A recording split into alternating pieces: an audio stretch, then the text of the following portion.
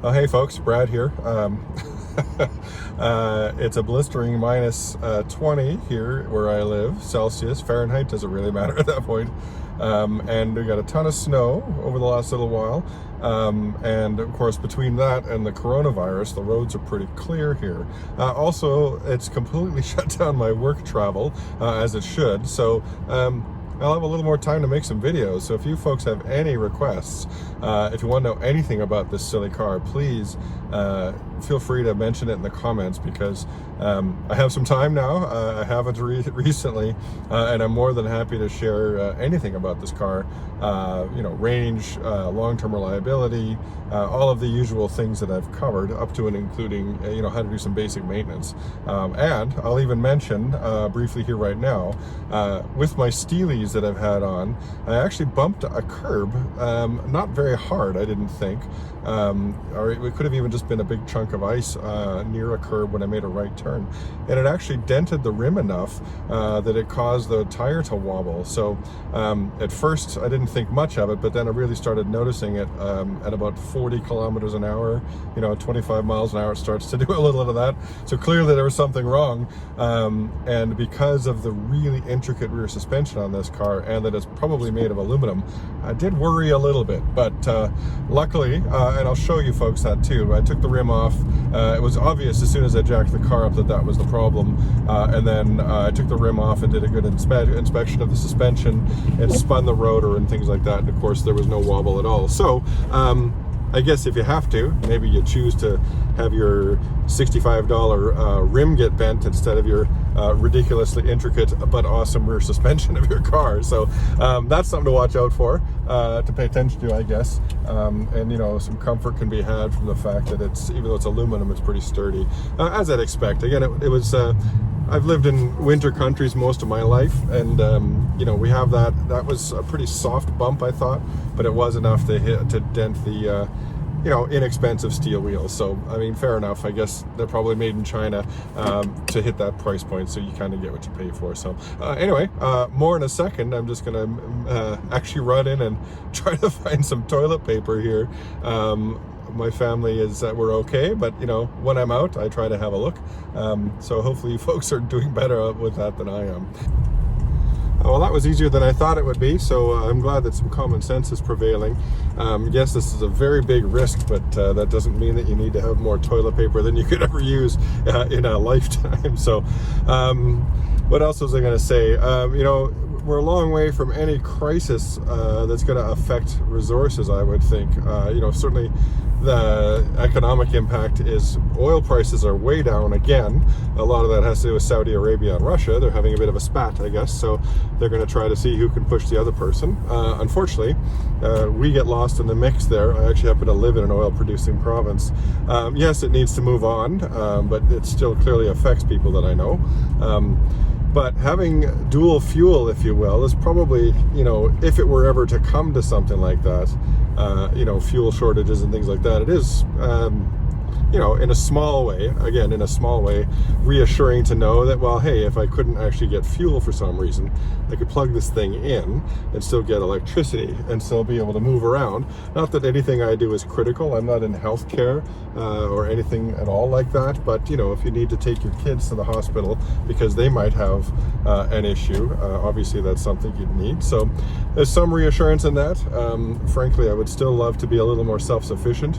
I think the future of a lot of this, it's funny how we kind of go from like subsistence farming to taking care of your own household, barely needing anything beyond what you produce yourself, to relying almost solely on things that people produce for you, that you trade your labor for, because that's why we work, back to a little bit of I'm not growing my own vegetables and raising my own cattle, obviously, but I would love to be self-sufficient when it comes from an energy standpoint. And yes, that's a long way off, or a ways off, forgive me, for where I happen to be. But, part of my hope with this channel is that it might evolve to the point where I could eke out $1 or $2 from it and actually buy the Tesla Powerwall, be able to generate enough electricity from the sunshine I get where I happen to live, even if it's not that direct because I'm farther north, and then run self-sufficiently, at least that way, from a major transportation standpoint and a heating of my house standpoint. I mean, I think that would be ultimately the goal there.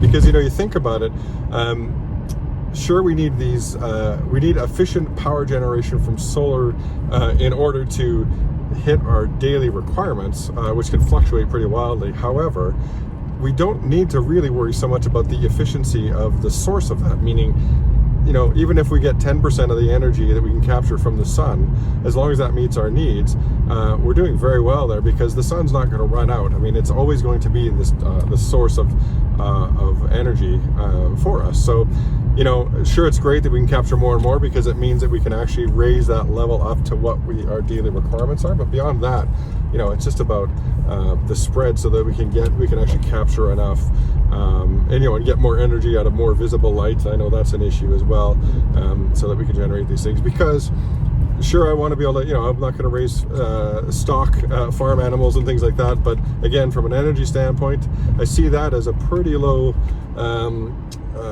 hanging fruit, I guess, is the cliche of some place where we could actually be reasonably self-sufficient within our own homes. You know, the roofs on our houses or our garages could be enough. So that's my hope. Anyway, that's a long diatribe here. So again, the point of this video, well, there clearly isn't one, because I'm rambling kind of aimlessly here, but you know, philosophically, especially in times like this, you know, it would be nice to be more self-sufficient, because at the end of the day, I mean, Katrina showed us a lot of that too. You just have to damage some of the core distribution of these basic services, and then all hell can break loose.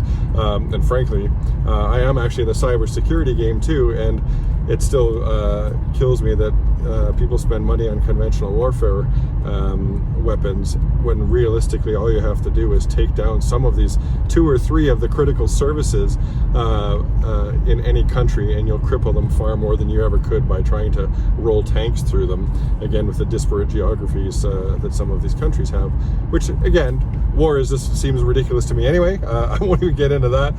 Again, I'm just kind of randomly rambling aimlessly here, but that's my hope, I guess. You know, I wonder what you folks think of the same. Like, you know, sure, there's businesses to be had and services to be bought, which keeps the economy going, and I love that, and I get that, because we're all in this together. But from an energy standpoint, you know, my goal is within my lifetime, and then, you know, realistically, maybe 10 years, if I end up staying in the house that I'm in, I want to do that. I want to actually be self-sufficient from that standpoint, so that I could even have the bigger SUV to haul my crazy kids around, and do it almost guilt-free, because the energy I generate, even if I use a lot of it, still comes from the sun, which is effectively limitless for our lifetimes. So anyway, enough about that. My parting comment will simply be, I'm not going anywhere for the next several weeks at least. No, I'm not positive with the coronavirus. I certainly hope all of you and your families and friends and anyone that you care about are not. And if so, I hope they're getting the excellent medical care that they should get. But I am not traveling, so yes, I'll have to work, of course. But if there's any questions about this car, videos you want me to make, even something stupid and simple, please ask, because I want to capitalize on this time to actually do that, because up until this point, I've been traveling so much since January, I've had hardly any time to do so. So anyway, again, I'll reiterate all the best to all of you. I really wish, I hope we all come through this with very little inconvenience and discomfort, and certainly all of your loved ones that might be at risk. I wish them all the best as well, so that everyone comes out of this on the other side and realize that we can handle these types of crises without too much trouble.